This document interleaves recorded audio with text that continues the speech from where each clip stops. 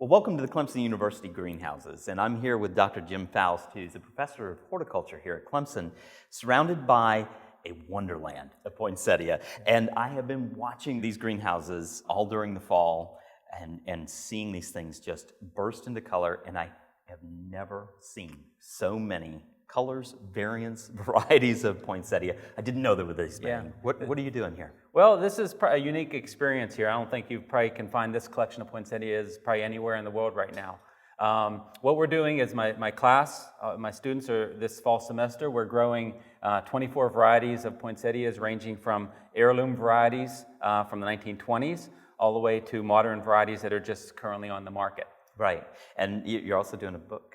Well, we're working on a book, yeah. That's kind of a little bit of incentive to grow these and see them. Because up to this point, I've never seen these before either, many of them. Right. So it's kind of really cool for me to see them. Right, and it's kind of the standard poinsettia I guess most people are familiar with seeing. Yeah, this guy. This is a standard. This is prestige. There are probably about 2, maybe 3 million of this variety alone grown in the Carolinas. It's, everything you want in a poinsettia. It's got very strong stems. It doesn't break it when the consumer takes home. A great display, nice color, dark leaves, easy to grow. And that's right. The key for a grower, is a plant that's not too difficult to grow. Right, and this is a far cry from where poinsettias started. Yeah, absolutely. Right? If we go back 100 years, this was the main commercial variety in the 1920s. Wow. So this is called St. Louis, old variety. A lot of different characteristics of Some obvious ones. Yeah. One is it's virtually a tree. Yeah, and this is what they look like in the wild, basically. Yeah, and it's really cool. I mean, as part of the research that you're doing here, you just got back from Mexico. Yeah, a couple weeks ago I had a chance to go to Mexico and explore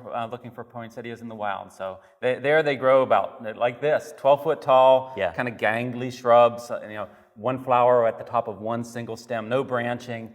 They grow on steep cliffs in these deep canyons. Really cool to see. Yeah, and so there's something I bet most people didn't know. Poinsettia is a native of Mexico. It is. And it was a pretty immediate hit when poinsettia was discovered, and you found something, oh my goodness, that flowers during the short days of the year. Well, Joel Poinsett was the kind of given the honor of being the founder in a way. The plant is certainly his namesake. He was the U.S. ambassador to Mexico, or a minister, and they called him in those days in the 1820s. And he thought it was really important to collect plants from wherever he traveled and send them home. And so he collected hundreds of different plants and sent them. This happened to be the one that kind of stuck. Yeah. And so the first plants he sent were 1828. Sent them to Philadelphia, Bartram's Gardens, kind of a famous horticultural spot. And it just took a few years for them to really catch on in the Northeast and in Europe and in the South. So Poinsett, the Poinsett Hotel in Yes. Greenville, there's a connection to South Carolina there. Absolutely.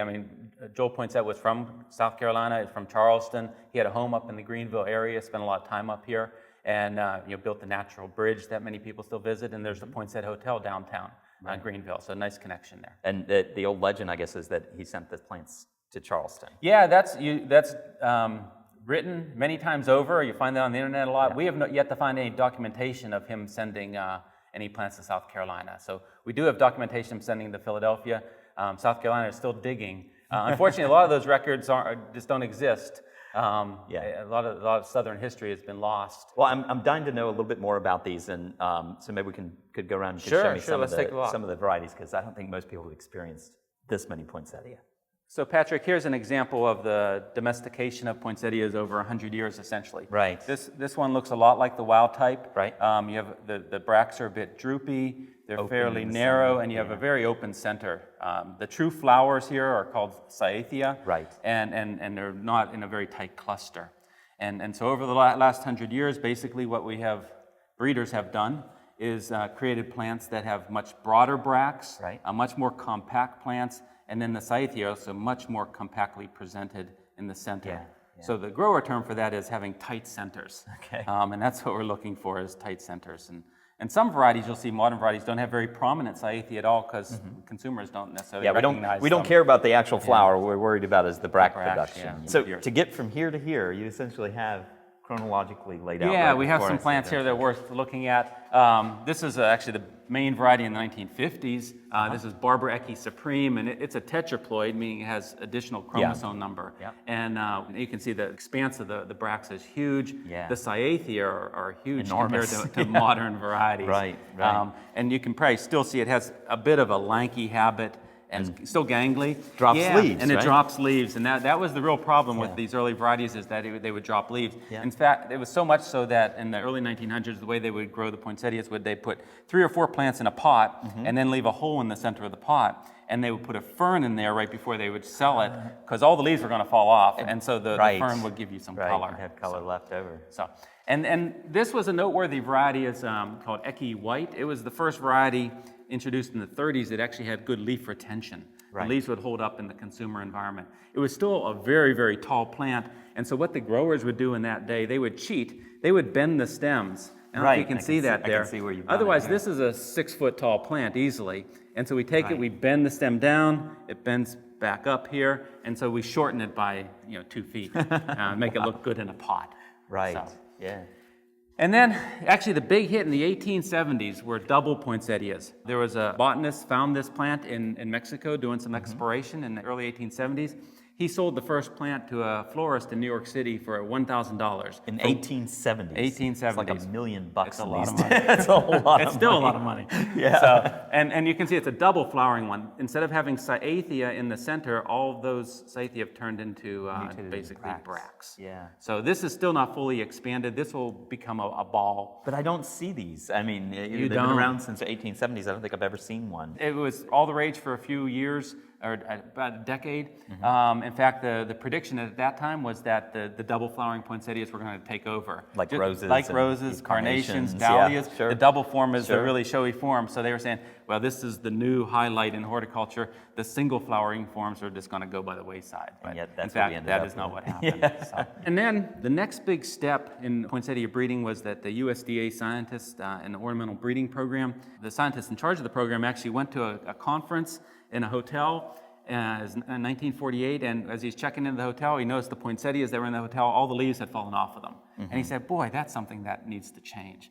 And so for basically 20 years, he worked on improving leaf retention on poinsettias. And so he took the white variety, which had good leaf retention from the 30s, and he was able to introduce that trait into red varieties.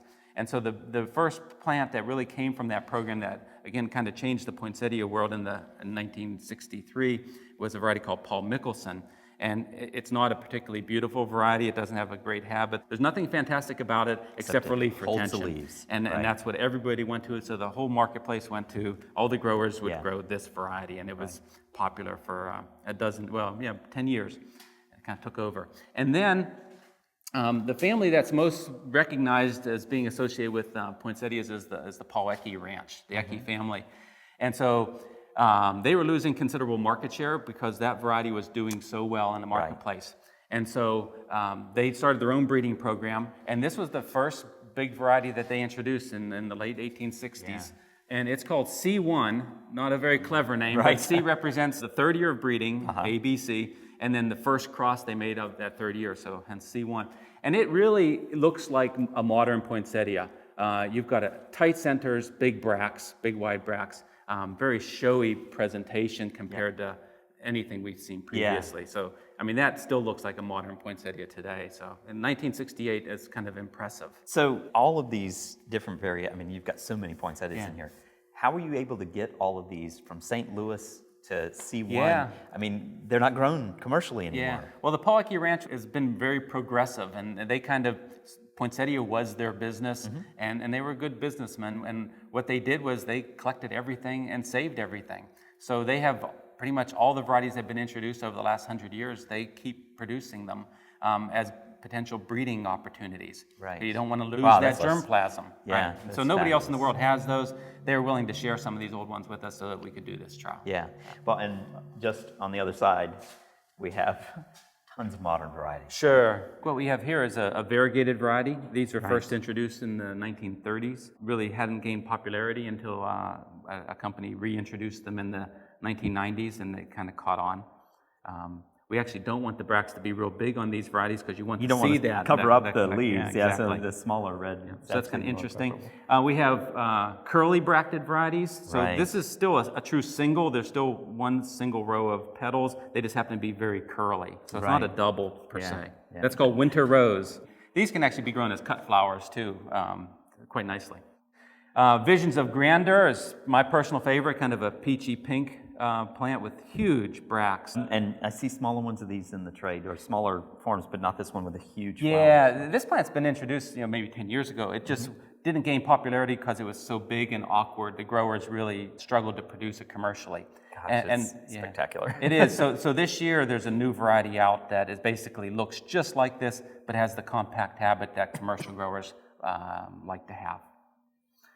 And then when we do open houses and have the general public come and look at these plants, this is the plant that consistently comes out as the winner amongst the public. This is Ice Punch, and Right. it's just It's pretty spectacular. phenomenal. Yeah. It's not just as variegated, but it's like just has that sort of 3D variegation almost because of the muted hues. It's Totally impressive plant, Yeah. showstopper. And there's some varieties been around for a while. Monet has this kind of pointillist type of dotting that's kind of interesting, and we've seen that for many years. And marbles have been around for several decades, and we try to get clear white colors, but it's difficult to get Right. the white, so they often is kind of a creamy yellow, greenish color.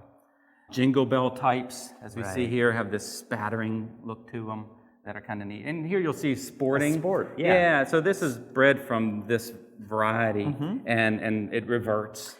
Right. This is the way all of these poinsettia have been selected is you'll get a sport on, you're growing millions of these, and one of them has a sport that's slightly different, and then you just go in and You select that one, so that And again, remove it? many of them are grown, and you see something unusual happen, and you collect it. There's also, you can do induced mutations with irradiation, is sometimes how you get some of these speckly ones and odd Yeah. colors also.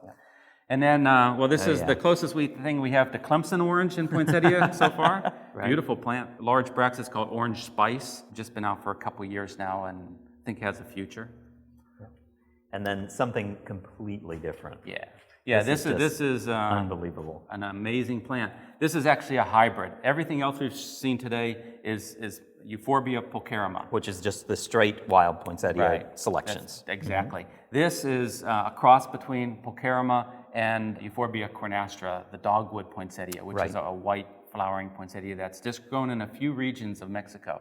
It's not very widely distributed. Right. So this is a hybrid between those two, and you get a quite a different look to it. You'll notice the cyathea don't actually even develop in these. Right. Yeah, they're mostly aborted. They abort. Yeah. And it's a really hot pink. Actually, in the marketplace, we don't call these poinsettias. They're called euphorbias. Because Really? poinsettia kind of locks you into a November. Christmas. Yeah, it Yeah, does. Christmas. And the growers would like to be able to grow some of these things other times of the year and sell them. So actually, this fall, I've seen this for sale at the grocery store in October for Breast Cancer Awareness Month. Absolutely. And then these are really popular in Japan. Right. And a lot of the hybridation of these actually is occurring in Japan. And of course, the Japanese really are attached to pink, and they sell it as a spring gardening type of item. It's fabulous. Not attached to poinsettia or Christmas at all. It's unbelievable, an unbelievable collection, and it's hard to believe that this is how far we come. Yeah. But this is horticulture, and it's so cool to see it happening here at Clemson. Thanks so much for your time. It's been a pleasure.